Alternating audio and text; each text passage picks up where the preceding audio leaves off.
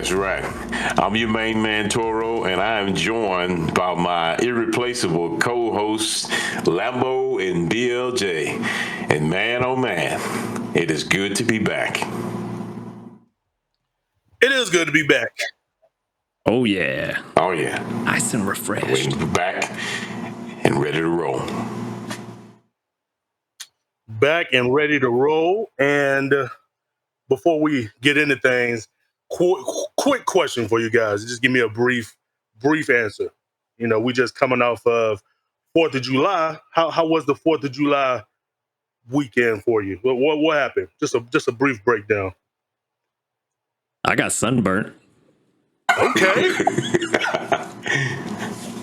I didn't get sunburned, man.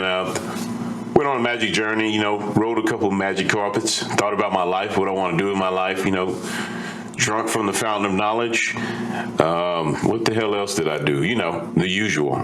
But all in all seriousness, you know, I kind of just beat the heat and laid low. But I enjoyed my 4th. Well, the heat definitely beat me. Okay. I went up to Colorado for a few days, and man, I thought I was going to escape the Texas heat, and got up there, and that sun was beaming down just as bad as it did at home.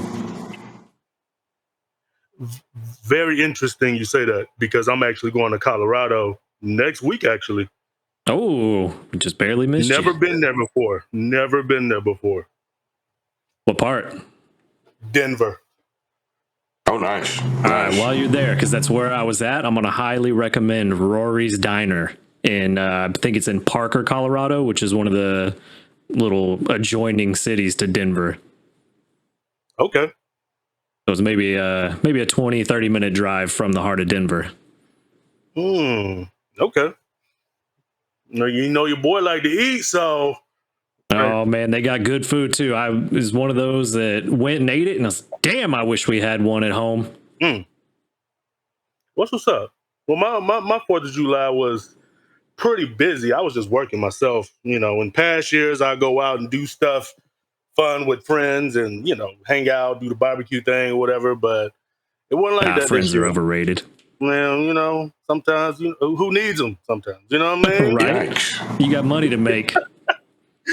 Yeah, no, I was working and pretty much just spent my day by myself, I guess, you know, but that's what I do most times. You know what I mean? So nothing wrong with that. Nothing too crazy. But today, it's time to get into the topic for today's episode. And today is going to be about lore letdown. Uh-oh. You know, like what video game have you played and you played through the story and some character had you punch in the air at the end like, why did he do this? Why did he do that? You know what I mean? Like, when's the last time you played a game and the story just went a certain way and you was like, bruh, what did I just play? Why did I spend my money on this trash? You know what I mean? Ooh. You know what I'm saying? And so I have a feeling you got a pretty good example for us then. Yeah, you got it wired up. Sometimes the game don't even be trash, but you be so let down by the story. You be so hurt. You know what I mean? Yep. You know what I'm saying? And that's what today's episode is about. Are you guys ready for this? Oh, I'm ready. I'm ready. Do you guys have a lore letdown? I'm not asking you to tell me what it is, but do you guys have anything in mind? Because I'm going to go first, but do you guys have anything in mind? I think I got a little something for you. It's funny. It's so funny that you say that. I'm trying to be professional for the sake of our viewership. But man, this is one of the episodes that I was afraid that would come. And I will warn everybody that I'm extremely passionate and bear with me, but I am going to show my lore letdown. And since I can feel my rage building at this very moment, I am going to sit back and maybe go last and try to present the information to you as professional as possible. But no problem. I gotta turn my fan up. It's getting kind of hot in here with that rage. Oh, man. Okay. So check this out. And I'm going to say, spoiler alert if you guys haven't played this game. But today I'm going to get into The Last of Us 2. Oh my goodness. Okay, bro. Let me give you a brief rundown. Not even a rundown, just my enjoyment of the Last of Us series, right? The Right. first game, you play as Joel, the guy that's the older dude. Well, he's not even an older guy. He's like a middle-aged dude, maybe in his late 30s, maybe like 40 or something, whatever. Cool guy, he's trying to transport Ellie to the Fireflies because they say, hey, she's immune to the virus or whatever's going, the outbreak or whatever's going on, and blah blah blah. So you play the whole story as Joel and Ellie, and they build up this relationship between them, and you like, wow, this was so good. Like, I love this. And Like, everybody loves Joel. everybody loves Joel. Great You know what I character. mean? And everybody loves Ellie. Well, it was a good, very good game, very well told story, So then I was like, man, I can't wait for part two. So, years go by and then they start teasing part two and they showing all the new graphics and stuff like that. And your boy over here hyped. I'm ready. I'm ready to play this game. I'm ready to experience the story. I'm ready to see what Joe has to do with the story. I just want to see how much of a badass he's going to be throughout this game and what Ellie has to offer and the new characters and everything, Mm-hmm. So then the game comes out. Your boy's excited. I purchase it. I start playing that thing. And very early on in the game, let me tell you what happens that really grinds your boy gears. So check this out. Spoiler warning too. If you whenever I get done, we'll put up a time to let you know to skip if you don't want to be spoiled. But Last chance. yeah, what did you say? Questions? Oh, I said last chance. Oh, last chance. Okay. Yep. Last chance to skip ahead if you don't want to know what's going to happen. Yes. So check this out. I'm playing this game, right? And you start off as Joel, and you know what? To be honest with you, I forget exactly what's going on. I think these guys are just out patrolling or something like that. And then next thing you know, they run into this young lady and this man, and then the zombies, or they're not zombies in the game, but the outbreak people or whatever, the infected people, they come and attack, and then you, Joel, and your brother, I forget his name. I forget his brother's name. Is it Kenny or something? I forget his name. But anyways, you and his brother are helping these two random strangers out that y'all just ran into. So all four of y'all are fighting off the infected. Y'all got this teamwork going on and all this stuff, right? So then y'all get to a safe place, and y'all meet up with the two people that you met up with. Y'all go back to their camp, their little hideout or whatever, right? And they're all in there like, hey, what's up, guys? We made it, blah, blah, blah. He was like, Joel's brother was like, hey, my name is blah, blah, blah. And that's my brother over there. And then my man Joel was like, I'm Joel, And then the whole group of the people, the hideout that they went to, they all start looking at Joel like, what did he just say? They got an issue with him, You sure they weren't looking at him because he was a snack? Kind of a silver fox. I don't know. They was looking at him like, like their ears raised up. Like their chest were crawling on their back or something. You know what I'm saying? He had that salt and pepper going. Then Joel says, you guys act like you've heard of us or something like that. And then next thing you know, he turns around. This young lady has a shotgun. She's like, because we have. And then bam! Blast this fool leg off, like his kneecap, shot it, smooth off, bam. What in the world? Then they and it's like super early in the game. Like, I kid you not, it's like an hour and a half, 2 hours into the game. And this campaign is like super long, right?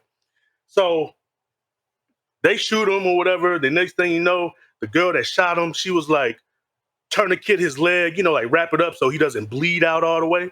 Because she's intending on torturing him, you know what I mean? So then, they do their torturing thing or whatever.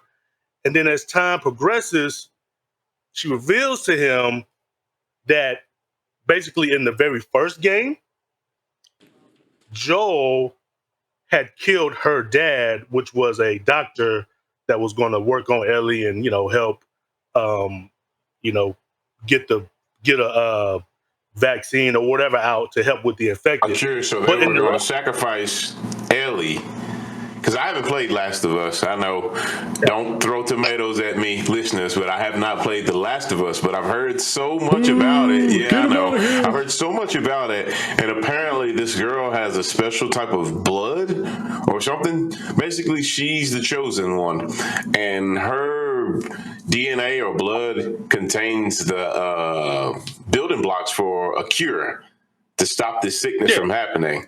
So what you're telling me, and I'm not trying to take the spotlight off of you, but so Joel killed this young lady's father in order to stop him from sacrificing Ellie. That's very complicated, but yeah, go on, continue. So I check got a this question out. real quick. Okay, Because go. I played Go, The Lambo. Last of Us Part 1, but I didn't finish it.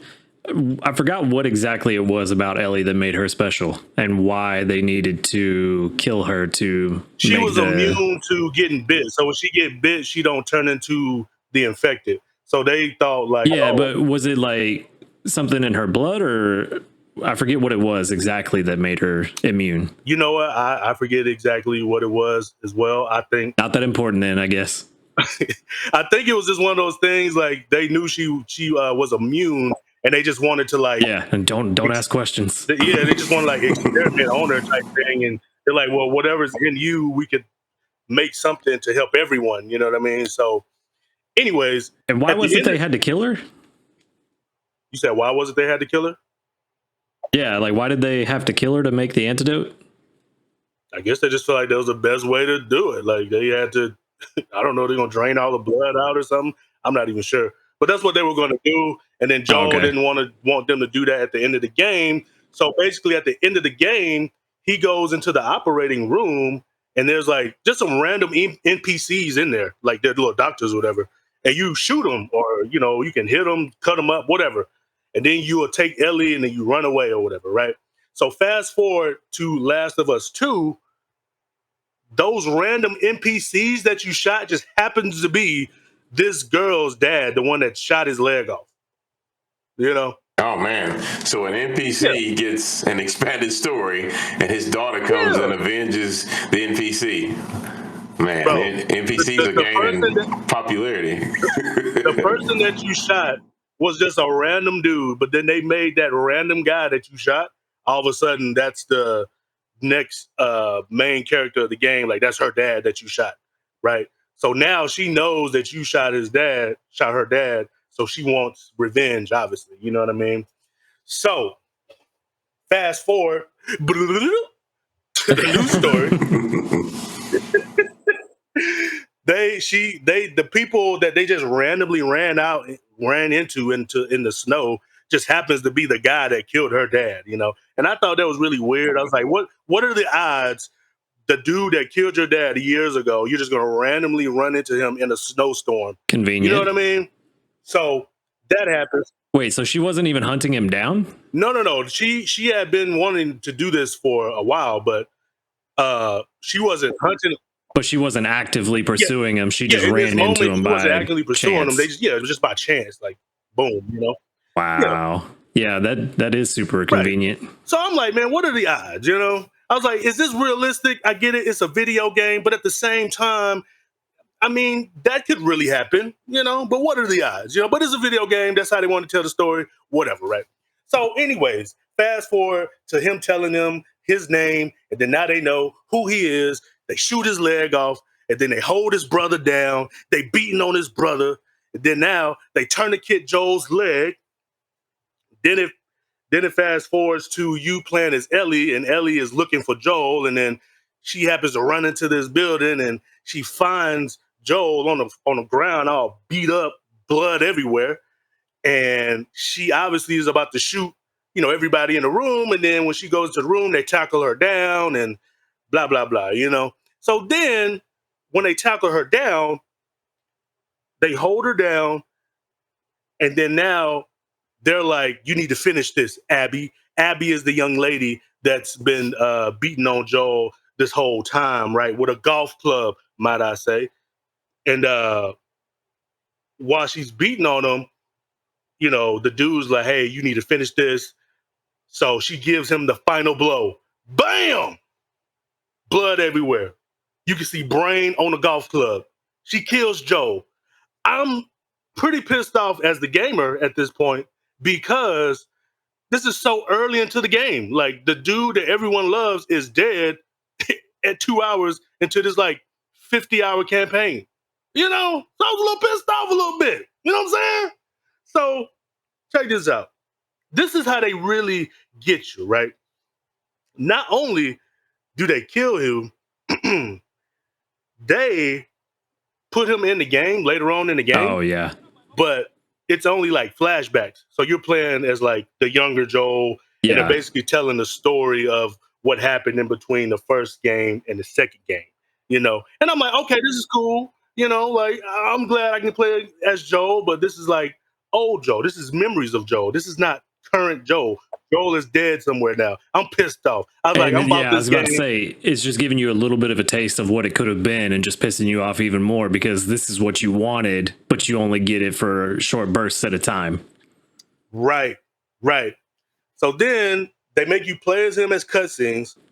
That pissed me off. But I thought when I was playing as him in those cutscenes, I was like, this is dope. I like the character. They had like some boss battles and stuff within those cutscenes. Tells more of the story. Very cool, right? Yeah. But then this is how they really get you, right? Because I'm already pissed off, right? So then they, later on in the game, make you play as Abby. Abby is the young lady that killed Joel. The one you don't like. The one I don't like now because she killed my main man. So they force you to sympathize and potentially empathize with the antagonist. They labeled her as the antagonist because she killed off Joel, and they're making you see things through her perspective to allow the players to gain sympathy for her. That is kind of dastardly. That's actually pretty villainous to make you play with the murderer of your beloved character. But please continue to tell us how you got let down. And I feel like there's a better way they could have done that story too. Like, you could still have Joel dead at the end of the game and write that story a lot better without killing Joel in the beginning just for the shock factor.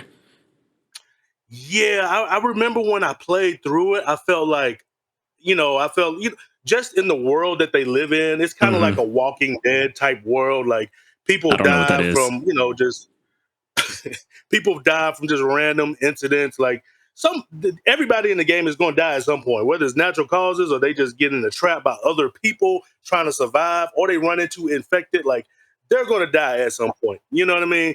But the way they, I feel like the way they told the story, I knew like he was probably going to die, but I feel like they could have used him in the story more, like made him die like later in the game, maybe in the middle of the game or something like that. But they were really bold in telling the story like that and killing him super early on in the game. So now if you really invested into the story, you're really upset. Like, I can't believe they just killed my dude Joe. Like, you know what I mean? And you actually touched on a great point just now, saying they could have killed him in the middle. I think that would have been a better way to write the story. You have the first half of the game where you're playing as both Joel and Ellie on one side, but then you also play as Abby for her segments while she's hunting Joel down. And you can even know as the player that she is hunting Joel down and still not know what the ultimate outcome is going to be. You could still not know that she's going to end up killing Joel. And that way you can play as Joel and Ellie and do the things that you were wanting to do with part 2. And then also play as Abby to understand where she's coming from and get time to properly sympathize with her before she ultimately kills Joel. And then you're left to wonder, man, do I really still feel bad for her? Or do I hate her now? Rather than immediately hating her because it's done at the very beginning of the game. Right. Yeah, no, that was a really bold choice they went with in doing that. Killing him early and then make you play as his killer like throughout a good, and it's not even like a small portion of the game. They make you play as her like 50%, like the rest of the game. You know what I mean? So not only that, I don't know if you guys know what this chick looks like, but she been like in the gym, like she been working out to kill infected with her bare hands or something. Man, she was like the hugest character in the game, like muscle wise. Like she had triceps, biceps. Like I actually thought she looked pretty cool because I've never seen a woman character portrayed in video games like this. Like she was actually kind of big. You know what? If you guys remember, I know you guys used to watch wrestling back in the day, but she kind of resembled like China. Remember how China looked? Oh, yeah. She's so Abby's not as cut as China, but she's pretty buff. Like she's a pretty thick chick. Like she's very fit. Like you can tell like she do push-ups every day or something. Like she pretty she pretty big. Yeah, she probably gargle peanut butter and stuff like that. I don't know. She looks I've never heard that one. like she got a strong throat and everything. You know what I'm saying? So anyways, so then they make you play as her, and then they, give you flashbacks and when she was like a little girl, and she was with her dad and all this stuff, and try to make you feel sorry for her and stuff. And I'm gonna be honest with you, as the guy controlling the game, I didn't give up about what she had going on. You know what I'm saying? Yeah. At this point in the game, I'm like, killed my guy. It's time to get you back. I'm like, I hope at the end of this game that I paid this $60 for, I get to shoot you. I'll choke you out of something. You know what I mean? So anyway. Yeah. So anyways, you play the rest of the game as her, and she got these different abilities and stuff. And she's super She-Hulk brolic, looking like China and everything like that. And I just really feel like they did a really good job of making you dislike her. I feel like their goal was to make you sympathize with her and stuff like that. But yeah, it's almost like they kind of made you choose, like, do you want to feel sorry for her or do you like want to hate her, So obviously I chose to hate her, you know what I mean? So so anyways, then you play as Ellie, and then obviously Ellie watched her kill Joel with the golf swing, and Ellie's on a revenge type thing, so she's looking for Abby now. So she's looking for Abby. Sorry to cut you off, but she's looking for Abby because, so basically what you're saying is Joel stepped up and saved her from certain death. So basically what you're saying is Joel was kind of like her father figure? Yeah. Okay, so that makes sense. So Abby's like, he killed my dad, I kill your dad, kind of a trade-off. That was Abby's ordeal because you said in the beginning that Ellie was held on the ground and forced to witness his murder, but they didn't kill her. So Abby was more of my dad dies, so does yours. Okay, all right, I got you. Let's just talk about that plan. That's really stupid. You don't leave somebody alive, especially when they're saying they're going to come after you. Like, if you're going to kill one person and another person witnesses and they're like, oh, I'm going to come get you. No, you kill them. Be done with it. You've already killed one person. What's one more? Movie and video game logic. I agree, but we see that in so many movies and games. Yeah, but that's bad writing. Oh, man. Yeah. So let me wrap this up because I know this has been kind of long-winded. I'm going to wrap it up. Oh, man, I'm sure the viewers are enjoying it, but go for it. Your boy a little pissed off to this day. To this day. About what happened. So they make you, then you play as Ellie, and then, she's on the prowl, looking for Abby. And then she's basically going through Abby's friends and all this stuff to, kill her or whatever like that. Oh, and then one last thing. As you're playing as Abby, they have these enemies in the game. I forget the name of the tribe. I don't know if it was the Seraphites or something like that. But anyway, it was a young lady and her young brother, and the clique that Abby was with, they're like sworn enemies from this little girl and her brother. But I forget the name of their tribe or whatever. But for some reason, they actually like team up together, and Abby's helping them out. And there's one part in the game where the girl gets hurt like real bad, like her arm gets broken and stuff like that. And when Abby could just leave, she sticks around to try to help them out. And then it gets to the point where she doesn't even respond back to her. I forget the name of her people or whatever, but she basically like abandons them to like stick with these people to help them out, which are their sworn enemy type things. You know what I mean? So they really did try to make you feel like, all right, well, maybe Abby isn't as bad as, she's making, it look like, you know what I mean? But so it gets to the point where you're playing as Ellie, and then finally you get into the meat and potatoes, you get into Final her closest battle. you get into her closest friends and you're taking them out, And I ain't gonna lie, one of the hardest scenes that I've seen in gaming in a while. Man, I really feel like I should know all these characters' names. This has been a while since I played the game, but Ellie catches up with this black chick that's one of Abby's like closest friends, and it's like this big chase scene, and then she corners the young lady in like this red room. It's like the lights are red, so everything's like red or whatever. Like it just looks crazy in there. But it's in a room that's exposed to the spores that people breathe in and makes them turn into infected and stuff like that. So Ellie has her cornered, and this woman is like down on the ground, and she's like, you're not going to get anything out of me. And Ellie's like, this is your last chance, give me the info that I want. And then the girl's like, no. And then the whole time the girl's in a coffin and stuff because the spores are in there, but she can't handle it because she's not immune. But she realizes that Ellie isn't coughing or having a hard time in there because she's immune to the spores that make you turn into the infected. You know what I mean? And she's like, oh, you're her. Like, I've heard about you and stuff. But Ellie's like, man, to hell with all this talk. Give me what I want. Where's Abby? And the chick was like, nah, I ain't telling you nothing. So then Abby was like, my bad. Ellie was like, last chance. And she was like, nothing, right?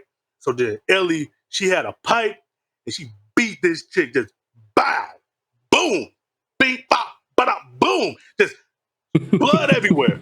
And I was like, man, this scene is so hard because it had like the dark, dim red lights in the background. Like, it's a pretty dope scene. Like, you guys got to check it out. But anyways, she finally catches up with Abby at the end.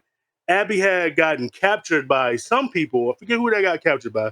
But anyways, Ellie got captured by these same people too. So at the end, they were kind of left out to die. And then Ellie happens to get away or something like that. Oh, you know what? Ellie wasn't captured. I'm sorry. She wasn't captured. But she ends up finding Abby, and she's all like weak and like malnourished because they didn't like feed her or whatever. So she's like really skinny. So then they start fighting because Ellie's like, oh, I'm about to kill you. This is my opportunity. So then this is what the game does. The game makes you fight this chick thinking you're about to kill her. And then all of a sudden, she's like, she just has this moment like, this ain't worth it. Like, I don't need to do this. And then she let Abby go. And I'm like, man, this was your chance. This is the moment that I'm waiting for. This is the first 2 hours of the game. Justice. What are you doing? Go chase her down and slit her throat or something. I need to see like a Mortal Kombat fatality or something. I need to see you put a bullet in her head or something. I need you to find that golf club and beat her skull in or something. I need you to drown her or something.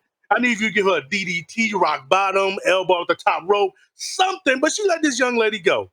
And I was really pissed off, man. Yeah. So anyways, there's a little bit more to the story. I know it's really it's been dragged out, but yeah, that's one thing that really let me down. Like I'm all right with characters dying, but I just feel like the way they made him die like so early in the game, and then the way that he just randomly ran into these people, and then it just happened to be somebody that really hates him that he knew nothing about, and then next thing you know, he dies, and then they make you play as him in flashbacks, and now you play as the other chick. I was just not a happy camper story-wise. The gameplay and all that was good. It was a great game. Yeah. But me just being so wrapped up in the story, so wrapped up in my love for Joel, I just didn't like how they did my boy. And then to be And then let on top down of that, like when that. they killed him, they spit on him and everything. It was bad. Golly, maximum disrespect. I can see how they let you down. That sounds very disheartening. And I get what you're saying. Like, why give us that relationship with this man? Why let us grow with him, see his struggles, his fears, his triumphs, and then kill him an hour or two in the new game just to get a reaction? I get where you're coming from. And then at the end, they let him go, or they let his killer go. They let his killer go. Yeah, it's more of a. I feel like it's more of a what is it? Constructive meaning. They want these scenarios to, I think they want us to mold. They want to take these lessons in our daily lives. Some people don't like that, but I can agree that some games have taught me values, so I can see why they did that. But I can't say I agree nor disagree with this lore because I haven't played it. But judging off how it upset you, I probably wouldn't wind up liking it either because you gave us, as you said earlier, the meat and potatoes of the scenario. And to those that were big Joel fans, that kind of sucks that he got Thanos snapped at the beginning of the game. So Yeah. So with all that being said, I know it wasn't just you that the, was disappointed. Yeah, and with all the fume and smoke coming out of my ears, it's kind of toning down. So, I'm gonna pass it on to Lambo now. You know what? Let us know what let you down. I was gonna say, like, I know it wasn't just you that got disappointed. I know people that I talked to, friends of mine that played the game, and they were disappointed in it as well. And I really think that, like we were saying earlier, it's not a bad story idea, the theme that they were going for. They were trying to go for the theme of, revenge is not the best course of action, the whole eye for an eye leaves the world blind thing. But it feels like they just dropped the ball on the writing for the story. Yeah, and then one last thing. So I don't know how leaks and stuff work, but I want to say maybe like 2 weeks before the game came out, it was like a disgruntled employee that was like upset, and he like told all the story before the game even came out. Ooh. So people had knew, like, people who, don't mind reading leaked lists and stuff like that. They had already read the game and they were like, what? Like Joel dies and they do this and they do that. Like, so people had knew the story maybe like 2 weeks before the game. And I'm pretty sure that hurt their sales a little bit. Some people are like, oh, I don't want to play this now. I personally know a guy that told me, he was like, I'm not buying this game now. And he got it day one. So maybe it didn't hurt their sales. Yep. So I don't know, man. It was bad, man. That part was really bad because everybody knew the story. And then once you got the game and then you experienced the story, you were still pissed off. So yeah. But that's it for me though, man. I'm cooled off now. Feel better. Oh, well, that's good. I'm gonna take the reins then. For me, what about you, Lambo? For me, my letdown isn't as much with the story. I actually really enjoyed the story for this game. And I'm going to go ahead and give people fair warning. If you don't want spoilers for Final Fantasy 15, skip ahead now. I'm going to put the time code on there somewhere. So if you don't want them, here's your last chance. So I really enjoy the story of Final Fantasy 15. I think it's a perfect example of great story writing with bad storytelling. So are you saying they had a good story, but it was a horrible execution of the good story? Yep. Okay. There was so much content that was cut out of the main game. And I get why they had a whole bunch of production issues to where they had to do it, but I think that it ultimately hurt the game in the long run and hurt a lot of people's enjoyment of the game. And it's now looked at by a lot of fans of the series as one of the worst in the series because of how the story was told. They took several parts. They made a short anime miniseries. I think it's 6 episodes or 5 episodes that focuses on the backstory of the main characters and has a lot of character development in it that should have been in the game to get you more acquainted with the characters while you're playing the game. And then they had a movie that was released, I think 3 months, maybe 6 months ahead of the game. That was actually a pretty solid movie. I enjoyed it. But what happens in the movie is kind of integral to the early parts of the game. And come to find out, so let me set the stage a little bit. You have the Lucian Kingdom, which is the kingdom of the main protagonist and your party. and then you have the Niflheim Empire. And in the movie, the Niflheim Empire does some political strategery and invades the Lucian Kingdom and takes control of their capital city. Come to find out, you were originally supposed to play through the invasion, and not being able to do so really drops the ball from a story writing perspective and for the player's experience, because you lose out on that opportunity to see the city in struggle and to see how people react and to really get an emotional connection to the city and the people there. And even if you were to bring in the miniseries content and let the player experience that in the game before the invasion starts, you would have that much deeper of a connection to the city. And it gets to the point where at the end of the game, you come back to the city, but you have no connection to it. Like, it's just another dungeon, which granted, it is a good dungeon that's laid out and designed very well, but you have no emotional connection to it because you only spent the first 5 minutes of the game there, and that 5 minutes was in a cutscene.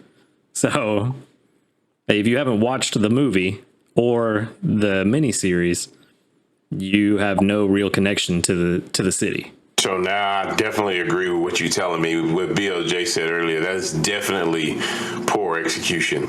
Yeah. Because you have no buildup. You have no anchorage to the city at all. It's just another piece of landscape. Okay, gotcha. And in the movie, you get a chance to see the King's Royal Guard. Not his personal guard, but like his personal special forces, I guess, would be what you'd call them. You get to see a little bit of their daily lives, them going through the city. So through that, you get to see other citizens of the city, how they make their living, what life is like just on the day to day, so that you can establish that connection. But unless you watch the movie, you're not going to. And then to make it worse, at the end of chapter 1, they do just a quick montage that lasts maybe 30 or 60 seconds of some of the events from the movie, which is great to let you know that, hey, these events happened here if you've watched the movie. But if you've never watched the movie, you have no idea what you just saw. Kind of reminds me, and man, I hate to point the finger at Square Enix, but goodness gracious, they got this shit bad.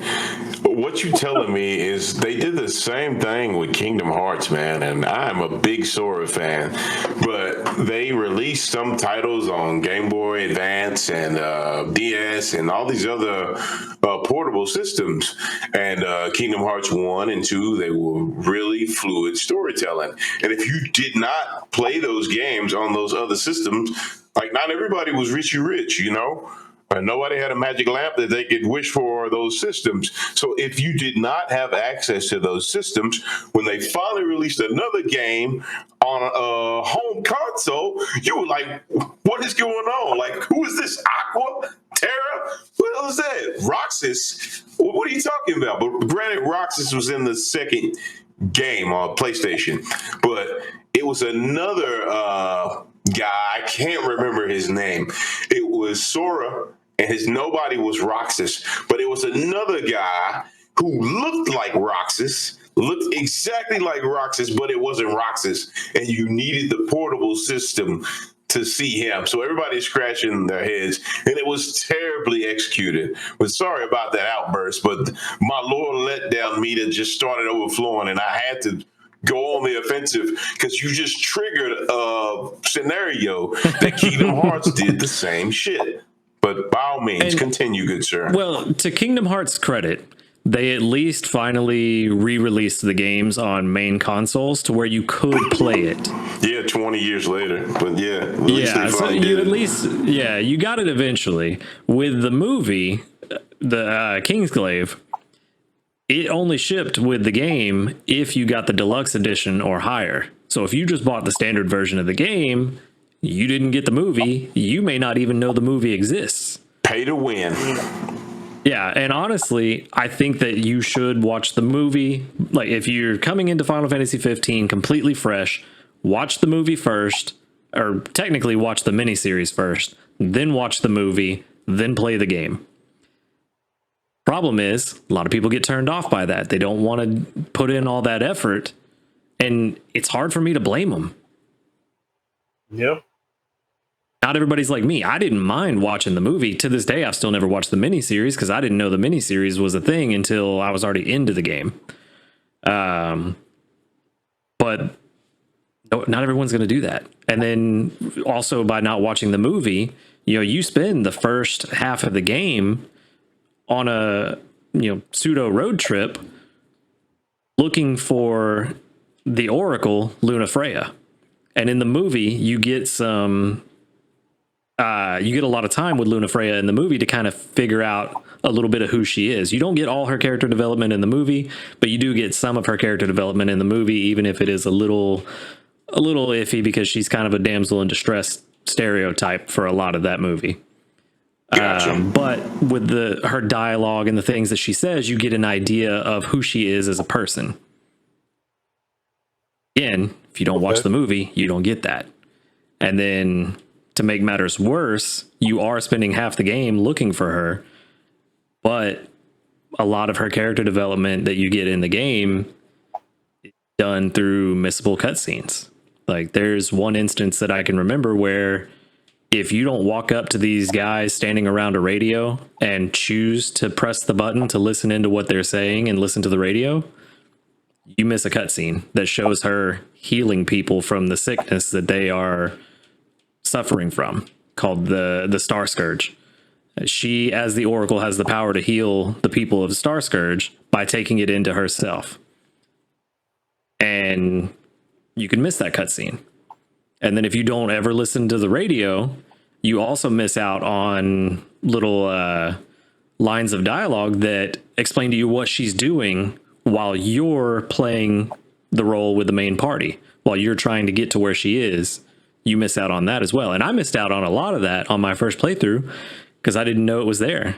Because the other problem is a lot of those radio broadcasts are covered up by advertisements. Like you go listen to the radio and it plays an advertisement for an in-game product like car oil or the in-game diner. So if you go and you press the button and it gives you an ad and then it gives you another ad, you're like, man, forget this, and you run off, which I'm sure is what happened to me. I heard one or two ads and I was like, that's just flavor. I'm out.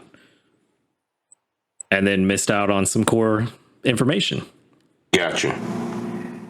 And I feel like if you had a chance to play her side of the story or got more cutscenes with her side of the story, the payoff when you finally do reach her would be a lot better. I feel you on that. Yeah. I think those issues come with the developers and producers and the writers. They have a specific reaction in mind, and I think that's what they're going to receive. But they don't realize that we're more complex and more curious, than what they expect. And they leave these loopholes, and it turns into, your rant. It's sloppy. And that's not even the end of it. Then you have her brother, Ravis, who is set up in the game as kind of a rival to the party. Square does this a lot with their games where they'll have a rival that you fight multiple times. Seymour in Final Fantasy X is a perfect example.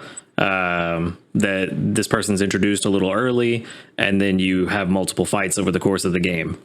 Yes. Ravis is kind of set up to be that character, but if you didn't watch the movie, his motivations are kind of mysterious. Like you don't know why he's really opposing you. You get a little hint, but you don't get a lot of why he's really opposing you. In the movie, the main character Noctis is him and his dad, the king, have been taken or have gone to Lunafreya and Ravis's home of Tenebrae to recover, to let Noctis recover from an injury. And while they're there, the Niflheim Empire attacks and tries to, I can't remember if they're trying to kill or just kidnap the king and Noctis. But while they're there, they attack, and the king grabs Lunafreya and Noctis and starts running and leaves Ravus behind, which his hands are full. In the moment, he's worried about protecting his son. Lunafreya is in an arranged marriage with his son. He grabs her too. It makes sense why he grabs the people that he does, but he leaves Ravus behind while Ravus is reaching out for help, watching the king run away and not save him. And then sits there and watches his mother get burned alive. So that establishes, that establishes why Ravus does not like Noctis and his father, and why he opposes the party. And then in the vanilla version of the game, there are cutscenes that weren't there that they added in later versions that do flesh out his motivations. Come to find out, he opposes what Lunafreya is doing because he knows that it's not going to end well for her. And he understands that she has to do this because it's her destiny, but he doesn't like it. Kind of so he's recyclization of, kind of like, sorry to cut you out, but it kind of reminded me of Final Fantasy X, where it was some of the Yuna's responsibility to face head on with sin and bring about the calm. Okay, gotcha. Yeah. And so he's trying to find a way to help her fulfill her destiny without her dying in the end. Same as with Tidus and Yuna, trying to defy fate. And then through these cutscenes that they add later on that weren't in the vanilla version of the game, you get this better characterization of Ravus, and he becomes a better character. He's not a perfect character still, but you understand his motivations a little bit better. You actually get to see his motivations. And then you find out that he was a puppet on the strings the whole time and just didn't even know it. Yikes. But without that extra content, without the movie, without the extra stuff that was put in later in later patches, and also, I forgot this part too, without the extra, because you get to see him in, the game has, I think, 5 DLC packs that tell the story for one of the main characters in the storyline. And Ravus shows up in one of those as a supporting character. And you get to learn from that DLC a lot of his motivations directly from him. You know, you get a lot of his character development in that DLC. But if you didn't watch the movie, didn't watch the miniseries, played the vanilla game, and you didn't enjoy the story, you're not going to play the DLC that fleshes out this character. Gotcha. Yeah. And then to make matters worse, when you're playing through the game, they talk about Tenebrae, you know, Lunafreya and Ravus's home, about how beautiful it is, how they can't wait to get there because it's been so long and they're excited to be back. You know, things are bad. The Empire is, you know, on full out invasion. They're after the main party. They know things are bad, but they can't wait to get to Tenebrae just for some nostalgic relief. And then you get there, can't even explore the place. It in the distance in the skybox, but you're literally stopped at the bridge that would let you go across concept with a facility. You don't get to explore the city. You don't get to see what people's day-to-day lives are. Like, it's kind of a similar concept with the capital of Lucis. You don't have a connection. And there are some really dark stuff that happens in the capital of Niflheim that would really make the story better if the player had an emotional connection to it. Or maybe not even an emotional connection, but could sympathize with the people that live there, because the people that live there aren't their leaders. They're not necessarily wanting to go on this invasion war. But you don't get any of that. And it really lets the story down. Yikes. Well, you hear that, Square Enix? Wake up, taking notes. I hope y'all were taking notes even that done whole yet. time, because I feel like my boy. Oh man, see, Bro, he's not even done yet. There's so much, and keep in mind, I really like this story. I think it's great. Final Fantasy 15 is one of my top 5 Final Fantasies that I've played, and I think the only one I haven't played is, I haven't played 4, 5, and 6, but I've played all of the others. And 15 is in my top 5 because of what I found out afterwards. by looking it up on my own. But if you don't watch the movie, you don't get Nick's Ulrich's story, which he is one of the Kingsglaive members that basically makes sure that Luna Freya gets out of the capital during the Niflheim invasion. Like, he is guarding her the whole time. And because of him, the events of the game can even happen. And then all you get of him in the game is at the end, the main antagonist has strung up some corpses in his final boss area that he's just toying with these corpses. And you see his corpse up there. But if you've never watched the movie, you have no idea who that is.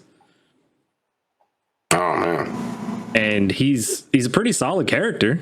A lot of the Kingsglaive members in the movie are really solid characters, but without watching the movie, you don't get any of that. Like, there's another character in the movie called Libertus. After the movie, he completely disappears. I think he only shows up in like one of the last DLC episodes that came out. So the entire game he's gone, even though he does play another major role in the movie.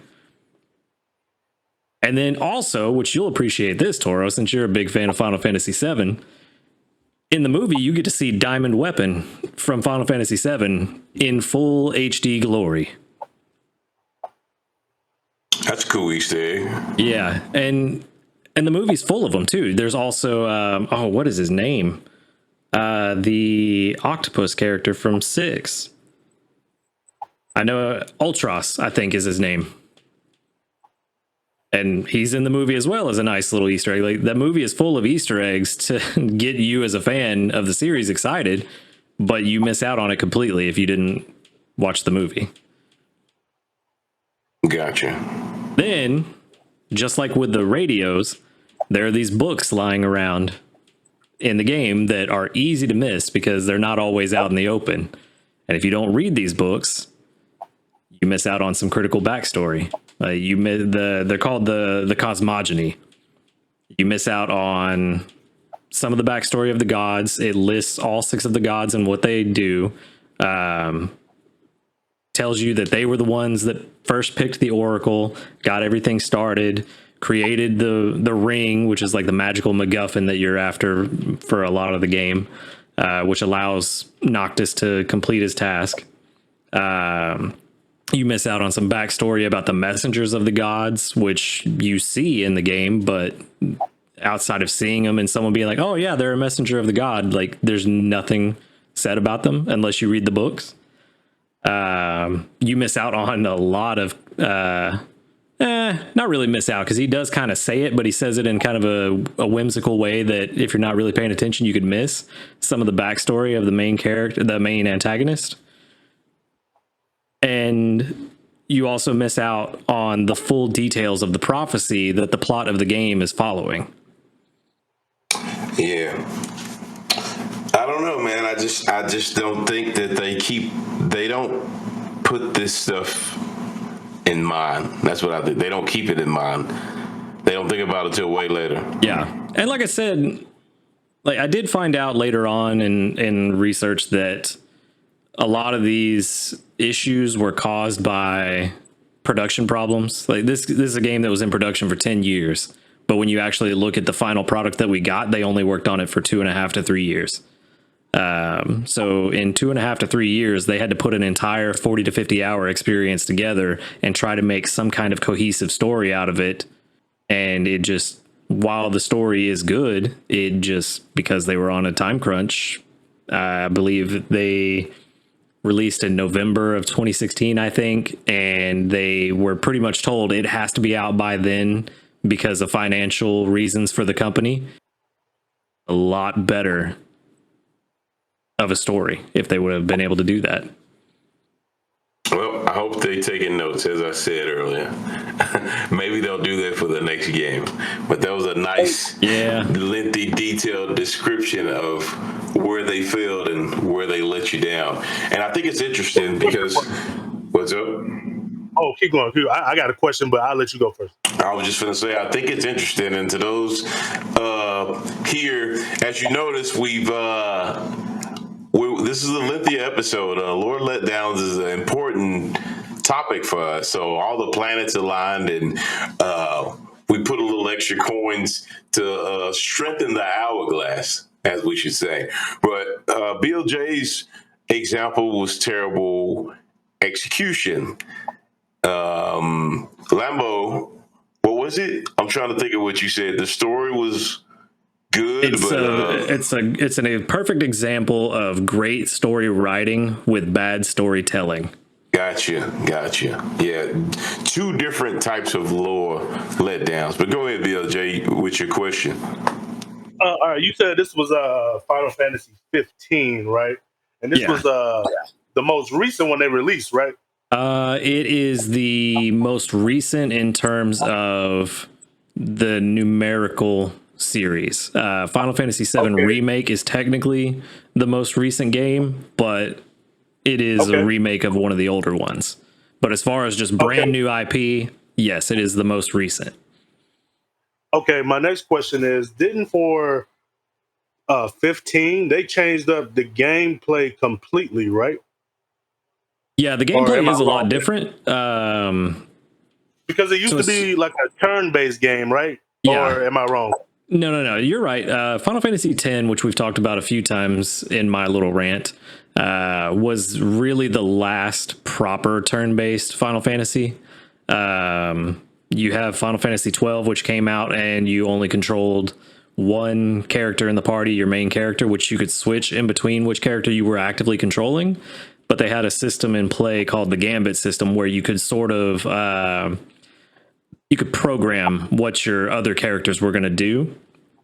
Or if you really wanted to just select what they were going to do every time, you could manually select everything. But you were really incentivized to grasp the Gambit system and program your alternate characters for what you wanted them to do. Which led to some busted things you could do. You could set up a true AFK farm and let it go overnight and come back and your characters be max level with all kinds of skill points to be able to buy pretty much anything you wanted. Okay, that's what I'm talking about. Look, like you could definitely abuse that system, and I think it was a really in-depth system because of the components that went into it, which I won't get too far into. We'll save that for another episode. But I really liked it. I thought it was a good idea and a decent way to take the gameplay without it feeling stale, but also still being somewhat similar. And then in 13, they screwed that whole battle system up. The fact that you can press auto battle and win 90% of the fights in that game, the gameplay was not very fun in that game, which is a shame because I felt like the story was pretty box standard Final Fantasy storytelling. Dang. Okay. Well, I wish I had more 15, questions, but I've never really played Final Fantasy myself, you know. Sorry for anybody who's listening and feel like I should know these things. I think the last you Final absolutely Fantasy should, and I'm disappointed in you that you don't. I think the last one I played was 7 when I was the one that came out in the 90s, the most popular one. And I played it for like 10, 20 minutes, and I was like, oh, whatever. And then turn-based ain't for me. Yeah, no, it's not for me. Not for me. Yeah, which with 15 they did change the combat. It is you're still controlling only one party member, which another thing that they added with the DLC episodes. In each DLC episode, it, like I said earlier, it goes through part of what each individual member of the party did at certain points of the story. So one episode you're playing as Gladiolus, one episode is Ignis, and one episode is Prompto, which are Noctis's core group of friends. And so you get a little bit more backstory on them. But once you bought the DLC, you could then play as them in the main campaign. But the problem is the DLC didn't come out until the main campaign was over, and we were 6 months down the road. So in the main game, you only got to play as Noctis if you played it when it first came out. Okay. Shoot, I only thought Noctis was in Tekken. No, I'm playing. I knew he was going to find it. Yeah, and then he did get a spotlight in Tekken, and not for Soul Calibur for some reason, even though he uses weapons and Soul Calibur is a weapons-based fighter. But, another topic for another episode. Missed opportunity. Yeah, definitely. Definitely was.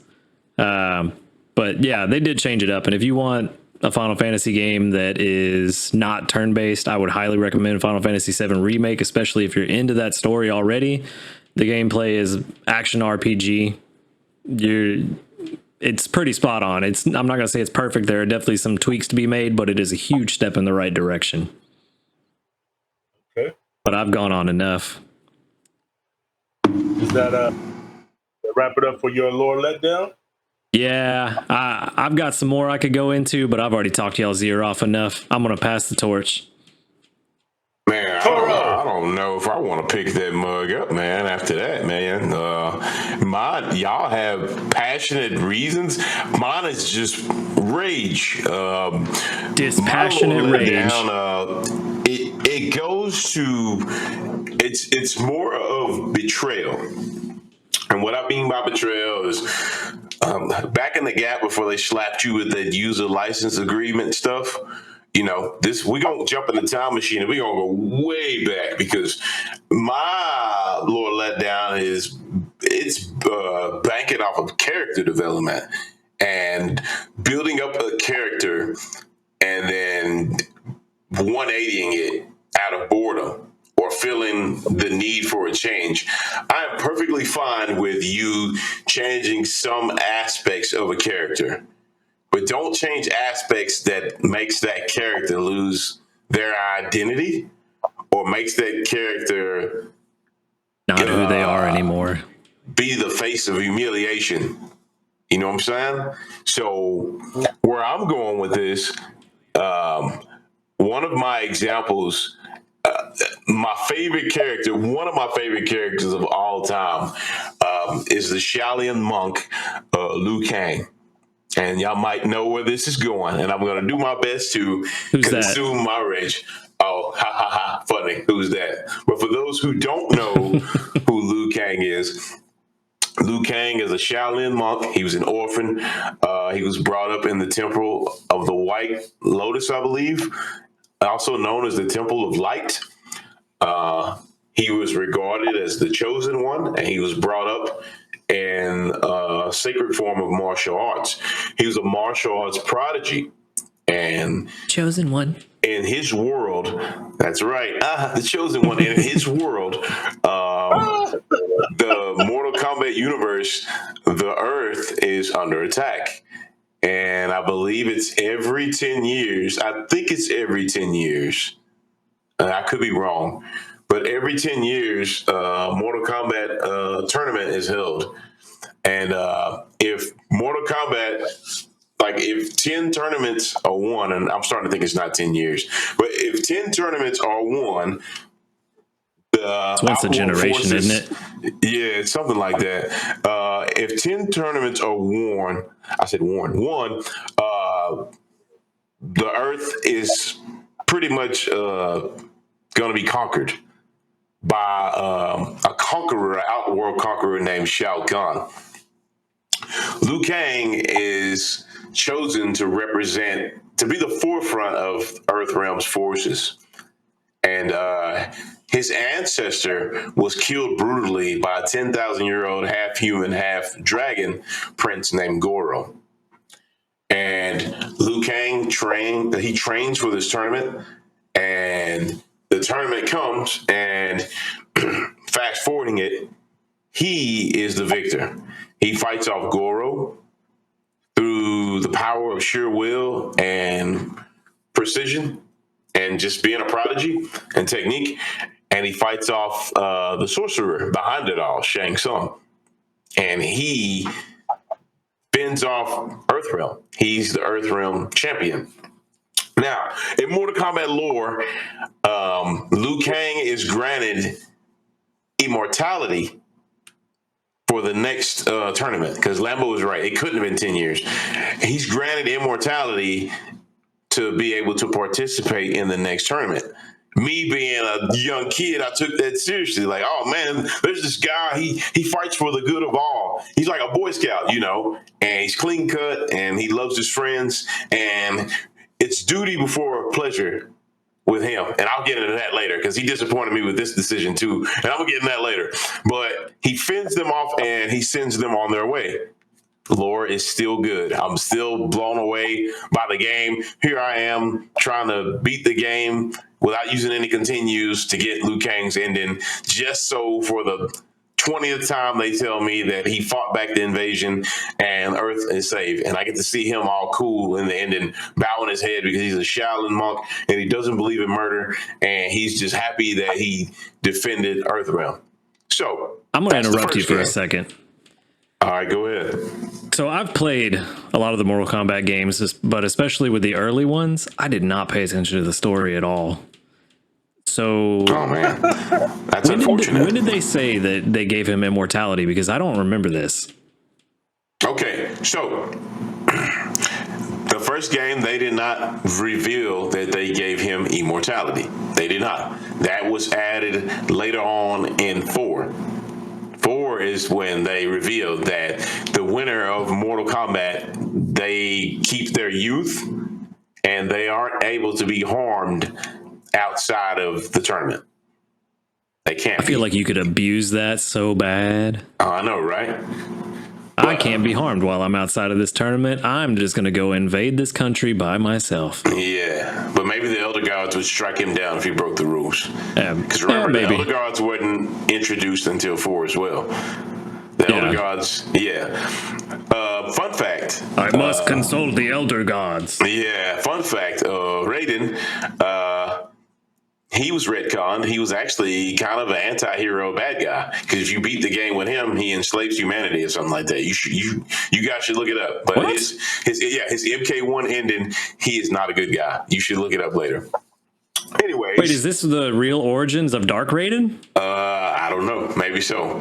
And you're gonna have to tell me about that later. They changed his name from Rayden to Raiden. I think that's originally how they wanted to spell it, but they misspelled it. But MK1, it's Rayden, and they changed it.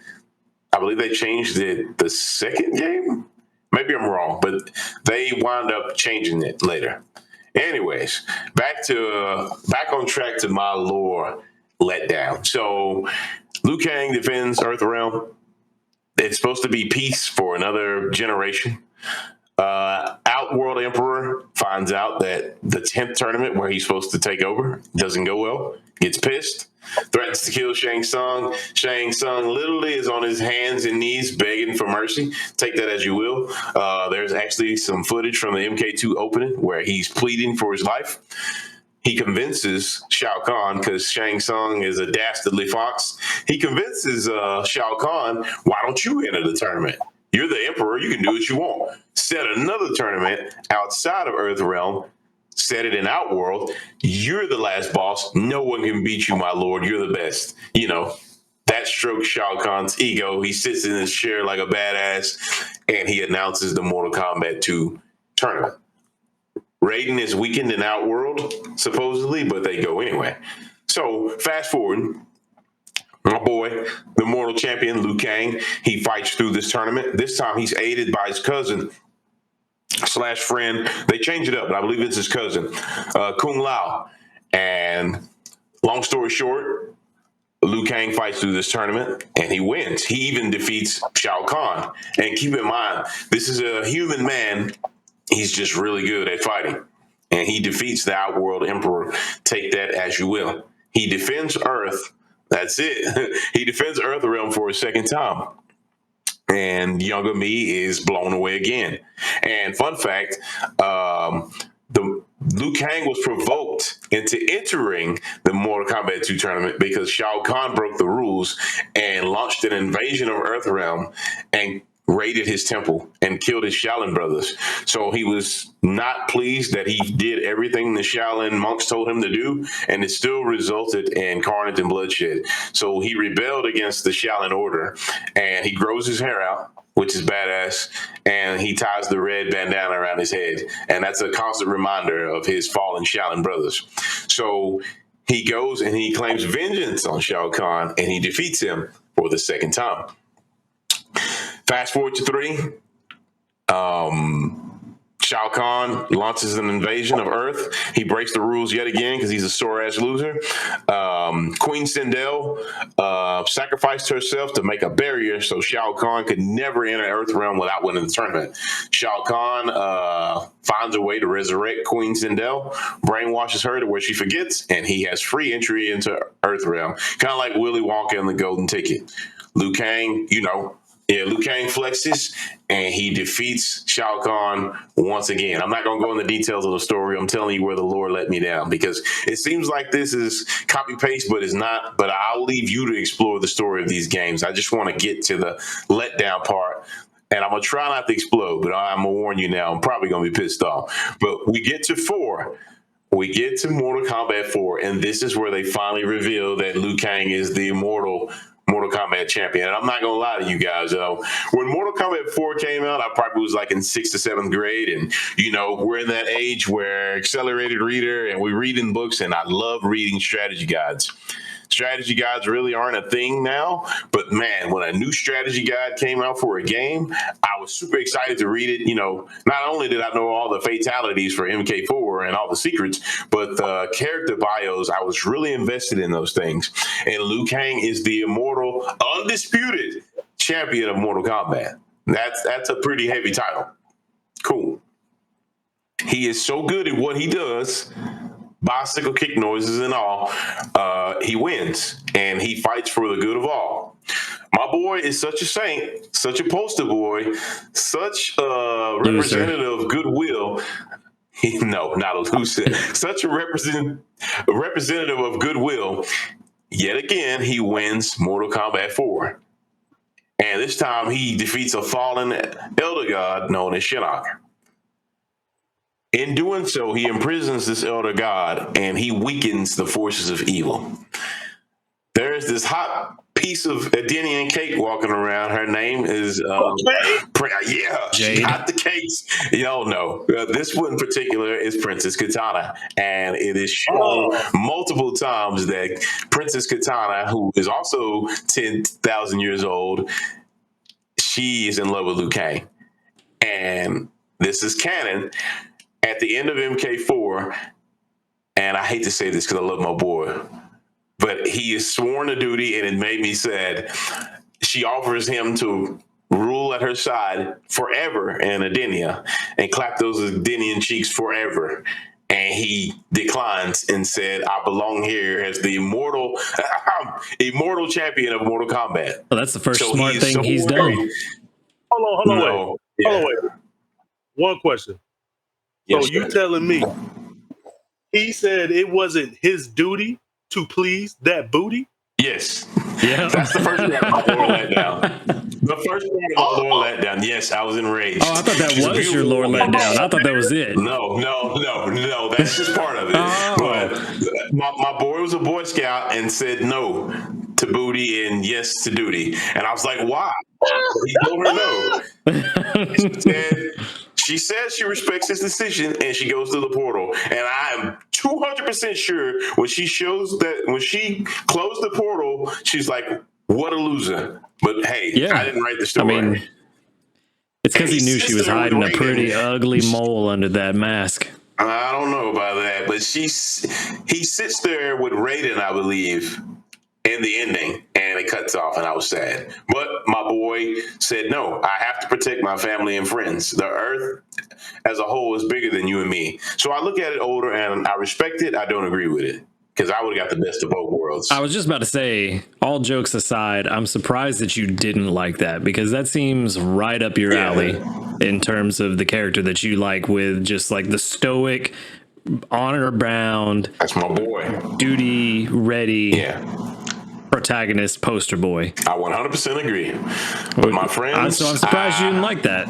Oh, no, I did. I was just disappointed in his answer. It's weird. But now I'm going to do my best not to get mad, because buckle your seatbelts. It's about to get wild. It's about to get super wild. So they want to change things up. I guess they got tired of my boy slapping people around.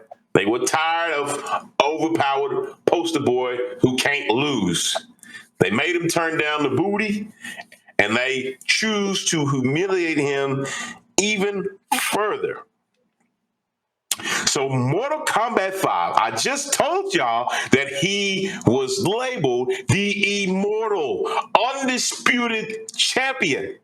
So they decide to shake it up, and Shang Tsung, he weasels his way back into the story. This is Mortal Kombat Deadly Alliance, by the way. He weasels his way back into the story. He's a coward. He know he don't want to catch this fade from Liu Kang again, so he starts conjuring up ways to take him out. He just stays up late at night like, damn, I can't stand this motherfucker, man. He's ruining everything. That's Shang Tsung in a nutshell, rocking back and forth in his bed.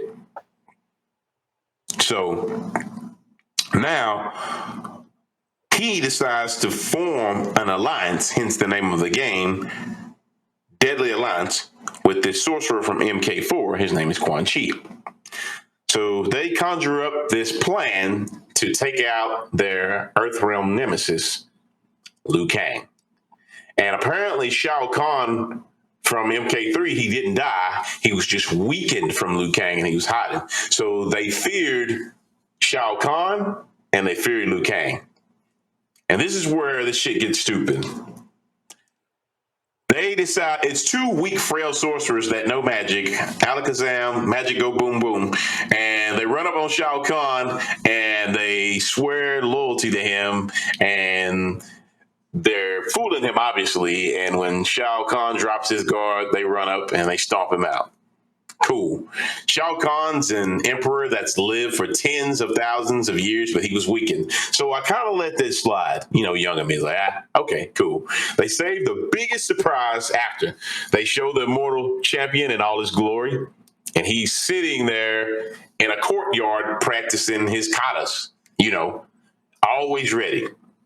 So Shang Tsung and Quan Chi, I think Shang Tsung has the ability, well, I know he does. He has the ability to shapeshift. So he shapeshifts into one of the court guards or something to throw Liu Kang off guard. Liu Kang catches up to the ploy, and I believe he disrupts Shang Tsung's shapeshift by attacking him. And you hear all the classic Liu Kang noises. So keep this in mind. This is where the lore letdown goes. It's the immortal champion who's defended this world from elder gods and conquerors against this frail sorcerer who's always catching a fade. So these writers decide that enough is enough, and they remove my guy's immortality for some reason. They nerf his hit points by like 99% and give him like 1 HP. And while he's dealing with Shang Tsung, Quan Chi appears from out of nowhere and throws this ugly rendered polygon green fireball and hits him in the back with 1 hit. That one lame-ass fireball is enough to humiliate my boy and knock him off balance. And Shang Tsung, who is frail, has no strength, gets behind him and prepares to break his neck. And they show this is what pisses me off. They show this moment of fear in the champion's eyes. This man has defended Earth for generations, and as you can see, there's a look of worry and fear in his eyes, and they purposely linger on that so you can see how extreme this change is. And it seems with no effort at all, Shang Tsung effortlessly snaps his neck, and my boy falls dead.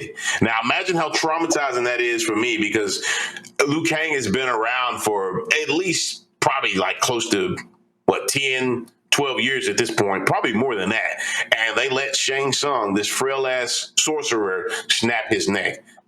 And he throws him to the ground, and he's bleeding out his ear. And the announcer's all, Liu Kang is dead. You know, I'm like, younger me, I'm not excited at this change. I'm like, what the hell is this? So not only did they show fear. Younger you shouldn't have been playing an M-rated game anyway. Oh, man. Well, I'm glad I did. Anyways, see, this is the results of young kids playing M-rated games. I don't know about that.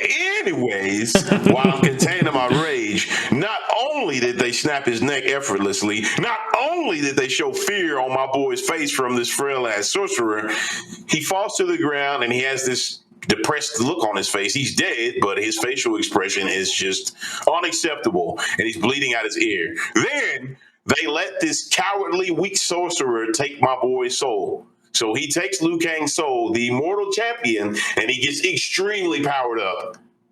And I am not feeling that at all.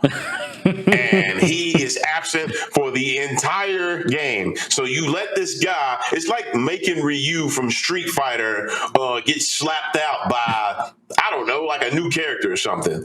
Like people would flip tables. Yeah, I was about to say that too. Like when I remember seeing that as a kid, I was like, man, this is like if Street Fighter killed Ryu. Like that doesn't make any sense. Yeah. At all. It's like if Vega took Ryu out. Like, yeah, Vega's strong, but he's not that strong. So some regular take you out. I know that's right. Yeah. So like Sagat could take Ryu out because they have their bitter rivalry, and I feel like Sagat is actually kind of on par with Ryu, but if Vega did it, I'd be like, what? Exactly. I agree. So with all that's got me riled up, they punish me by taking my main character out of the game. Completely. So not only did they embarrass him, he is removed, deleted from the game because they wanted to shake it up that bad. And I think that is ridiculous. But it gets even sweeter. Mortal Kombat 6, Mortal Kombat Deception. I don't know what vodka they were drinking. I don't know what type of party games they were playing, but they decided to shake it up even more and bring him back as a freaking zombie. I mean, full-on Resident Evil zombie. So his soul, there you go. After Mortal Kombat Deadly Alliance, the Deadly Alliance was defeated. Shang Tsung and Quan Chi were both dismantled. With Shang Tsung's death, the souls escaped. Liu Kang's soul escaped. Okay, cool. He's supposed to go to, the other realm or heaven or whatever. For some dumbass reason, an unseen force resurrects Liu Kang's body, and he equips his body with these special soul chains. That's what they were called. Awful name. Were they? These special soul chains with hooks on them to control his body. So his his neck was broke, so his neck is dangling around. He looks stupid, and he's labeled Zombie Kang. So you make this poster boy the epitome of good and honesty and integrity and duty, and you disrespect him by letting a scraggly sorcerer sneak up behind him and snap his neck. And then, to add insult to injury, you resurrect him in a later game as a zombie, and his soul is frantically flying around trying to get the player, the story mode. His soul is trying to get the NPC players to help him put his body to rest. And I'm sitting here with my head tilted to the side like, what is this shit? Like, what are y'all doing? I thought his soul was in his body, but his body wasn't regenerated. No, sir. This body is walking around doing as whoever resurrected it is telling it to do it. And spoiler alert, if you haven't played Mortal Kombat Deception, I'm sorry, but Dark Raiden is the perpetrator. Dark Raiden got corrupted trying to defend Earthrealm while Liu Kang was gone, and he made a last resort and blew him and Shang Tsung and Quan Chi up, and apparently he revived, but he was darker or something like that. Or I might have got the story mixed up.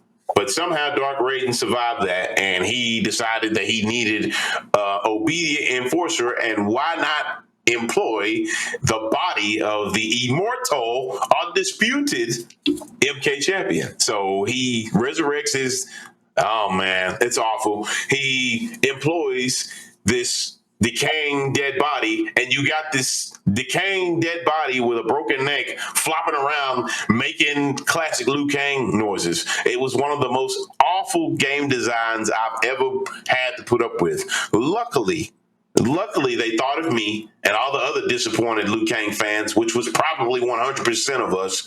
They thought of us and made it to where if you go into the story mode and you wait, you can only do it one day out of the month in the simulated time of the game. One day out of the month, I think, and at a certain time, if you look behind this waterfall, you could get his original human skin.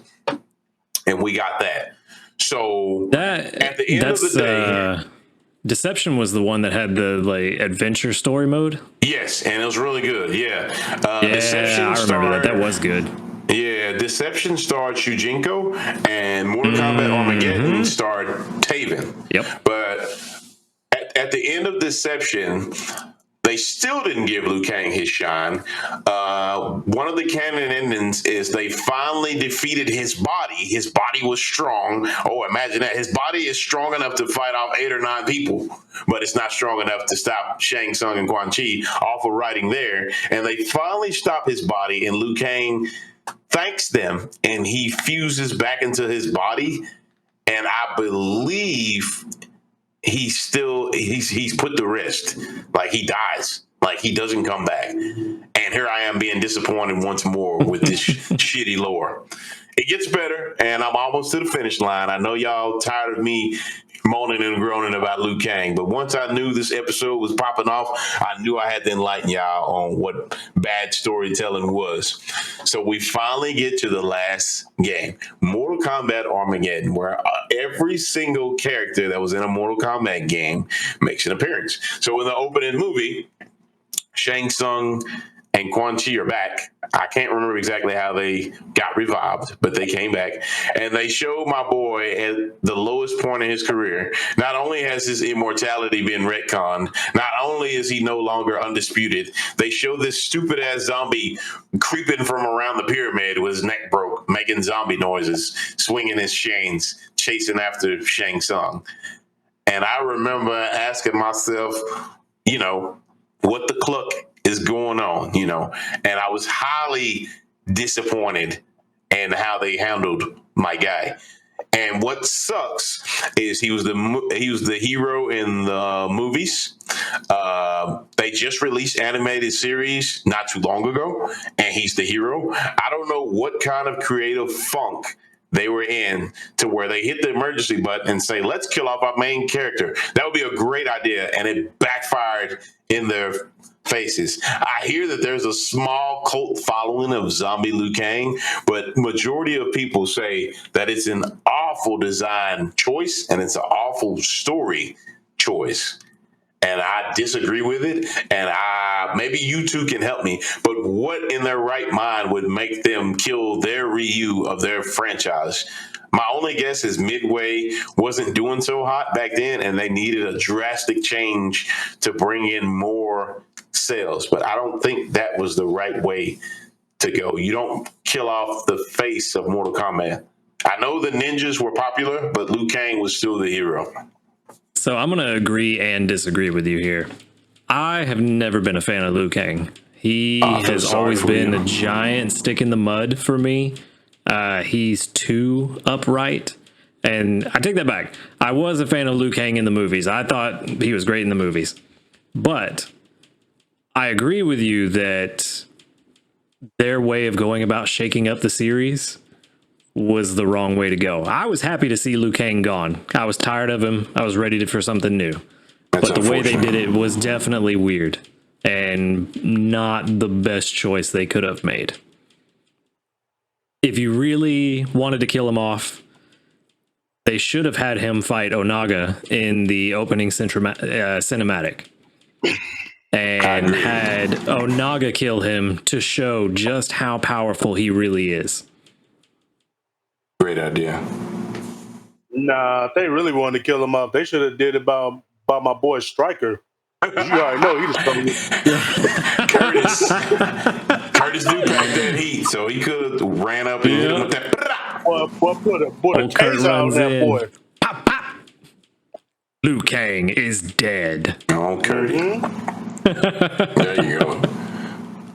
He tried to try me, so I had to put that thing on him. Better to what's the saying? Better to have it and not need it, Than need it and not have need it. it and not have it. Yeah, stay strapped to get clap, Playboy, and then show Liu Kang on the ground. I might have accepted that better than some frail ass sorcerer sneaking up and breaking his neck. But Yeah. I'm calm now. There's actually another lore letdown, but I'm gonna save that for another time. This episode has been quite different. It's definitely more of a discussion rant session. I hope y'all can relate to some of us in our lore letdowns. But I am a big fanboy of Liu Kang, and I like characters that you grow up with. And it did not get boring to me. Like this guy, he's righteous, and he's really big on protecting his friends and what's left of his family. And like I said, he turned down that Adenian goodness to stay behind. And while I disagreed, I respected. I didn't agree, but I respected his choice. But had that been me, Earthrealm would have took a rain check, or I would at least had a two-way portal. You know what I'm saying?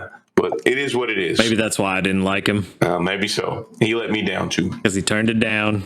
Oh yeah, I agree. Anything y'all want to say? Jay's before, where it's at anyway. Yeah, I was gonna say anything y'all want to say before I take this pumpkin back. Fairy godmother say I got to turn my magic pumpkin in here in a little bit. Or it's gonna turn back right now. I did have one question for you on the Liu Kang front. Right on. So, what exactly was it that you didn't like? Just that they killed him, or that they turned him into the zombie? Oh man, no, all of it.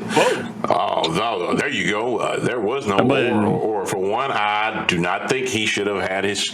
Liu Kang raked in a lot of money for them. I don't care what nobody says. Scorpion's the face now, Sub-Zero, whatever.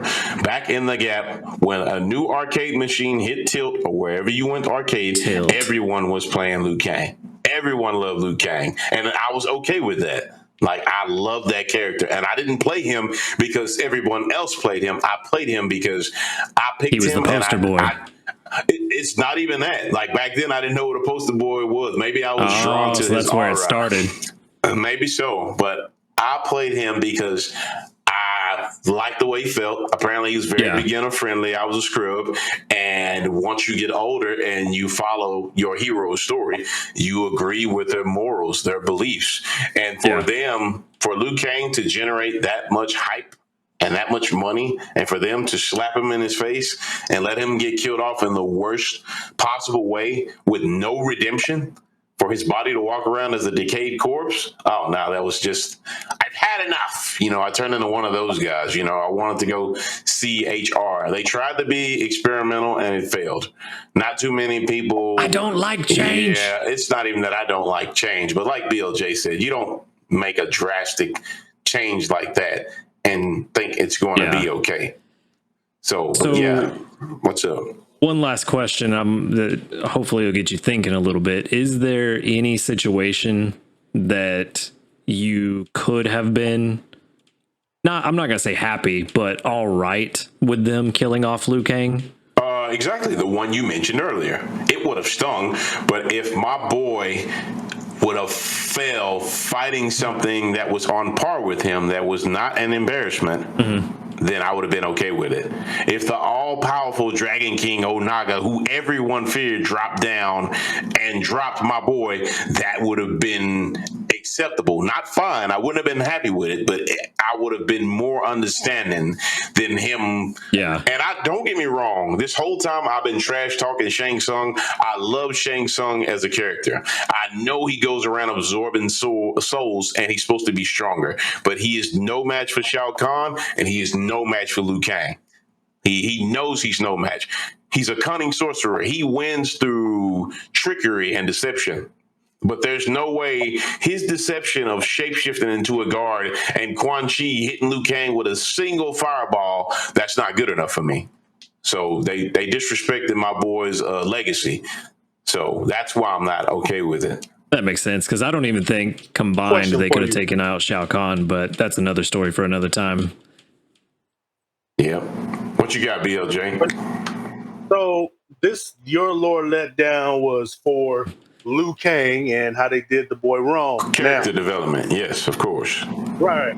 So as time has progressed, and I know you've got known to me about this before, but a new fighting game come out and I'll get it and I'll just go into practice mode and then I'll go into online and I never play the story. So that's been the case for a lot of the games I play, like fighting games over the last maybe like 2 or 3 years. Like I'll get them. Like I think the last story mode I played in a fighting game had to be I think it was MKX. And then after that, every other game I just get it and go into practice mode and play. But whatever. So in MK11 they had uh a good story mode from what I hear, and then they had the DLC, the aftermath story, right? Yes. Now I'm not sure which story it was, if it was the original story or the DLC story, but doesn't Liu Kang become like a god in one of the story patches or something like that? It's funny that you mention that, and that is also a part of my lore letdown. But this particular lore letdown is centering around the original timeline, Liu Kang. The other Liu Kang is part of the Mortal Kombat reboot. There's actually, buckle your seatbelts. There's actually 3 Liu Kangs whose story has been visited, and all but one ended tragically. The Liu Kang you speak of becoming the fire god is the 3rd Liu Kang. The 2nd Liu Kang got the shaft, but I'll save that for another day. But long story short, the 2nd Liu Kang, they follow his story again in Mortal Kombat 1. He defeats Shang Tsung again and Goro. Mortal Kombat 2, they change it up and they mess with the timeline. And instead of him fighting Shao Kahn, Raiden tells Kung Lao to do it. And Kung Lao defeats Kintaro, and Shao Kahn sneaks behind him and snaps his neck. And Liu Kang is enraged, and he bodies Shao Kahn with a fiery punch to the chest.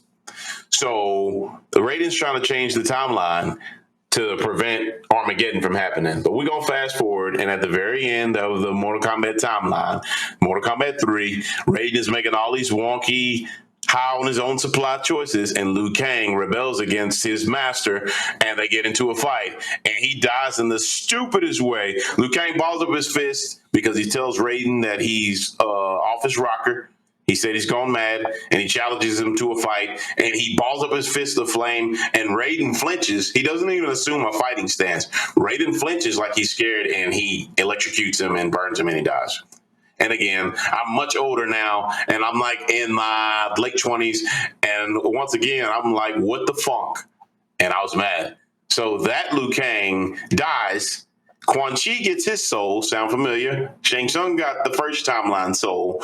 Quan Chi gets his soul. And instead of his body turning into a zombie or something, he resurrects him as a revenant, an obedient puppet, basically.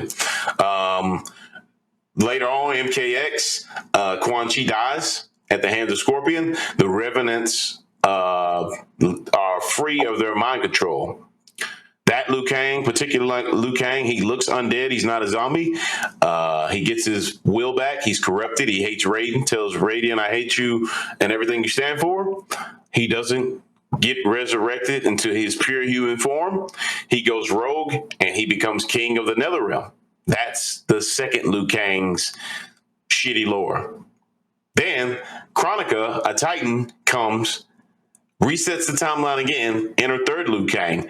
3rd Liu Kang is set on the path of righteousness because Raiden's like, oh, fool me once, shame on you. Fool me twice, shame on me. Fool me 3 times, it won't happen. So Raiden protects this 3rd time's a charm Liu Kang from all the bad stuff. And 3rd time's a charm Liu Kang meets 2nd Liu Kang, Netherrealm King Liu Kang. Now, there's no way that you can tell me that younger, inexperienced Liu Kang beats Netherrealm King Revenant Liu Kang, but it happens. You know, that plot armor. Well, technically, 3rd Liu Kang is 1st Liu Kang. No. Yes and no. He's pulled from the timeline where he is. But he's yes, the only timeline MK2, splits though. there. He comes in MK2. Yeah, that's what I'm saying. Is like he is first True. Liu Kang from True. MK2, but you still have that whole timeline that still plays out. It's confusing the way they do it, and it doesn't make any sense. But yeah, he is the immortal champion that you were talking about earlier. True. Still, But it basically, NetherRealm Liu Kang gets destroyed by younger Liu Kang. And I was happy that the good, pure Liu Kang was winning, but at the same time, I'm like, this is way too complicated for my boy, you know. So, long story short, they ran my guy through the mud, and the third Liu Kang, he triumphs. And what happens is he becomes a fire god. I'll let y'all play the story.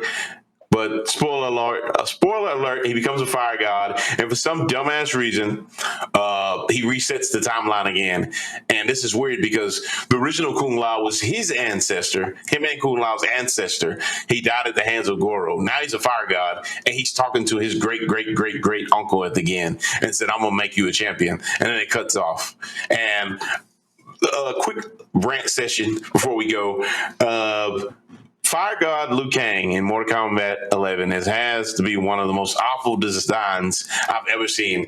MK9, they had a cool concept art for him. Fire God Liu Kang. Wait, and MK. you said which design of Kung Lao was the worst? No, design of Liu Kang. Fire God Liu Kang. MK11 Fire God Liu Kang. MK9, they had a design where he actually looked like a fire god. It's badass. He has on a white robe with red, and his eyes are filled with fire, and he looks like a fire god. MK11, I think they were all just having a good time clapping their hands, and they reached in a hat, and they decided to put Dusty Raiden cosplay wig on him, and put a bandana around it and put it in a top knot. So he has Raiden's hair, the grayish silver hair, and he has lightning eyes. Even though he's a fire god, he has lightning powers. That makes no sense. And he has a Sed Shade hat on his back. And he has these, I guess they're supposed to be cool, but he has these light up dragon tattoos, and a lot of people like those. I didn't, because he's more blue and lightning than fire. hang on. Correct me if I'm wrong. Lame. Doesn't he have the lightning powers because Raiden gave his power to Liu Kang? And so even though he is a fire god, he does have some lightning powers because of Raiden's power that he got? And that's more of the lore letdown I was going to say for another time, but yes, they retconned it. Oh, well, we'll get onto that another time. Yeah, I'll just tell you like this, though. It's all good. Might as well say it now. MK9, he defeated Raiden, and he took his power, and he became a god of his own identity. Fire god. MK11, Raiden gives him his powers, and here you can have lightning too. And it's awful. I didn't like it. I didn't enjoy it. Fire and lightning together, I feel like that was too much.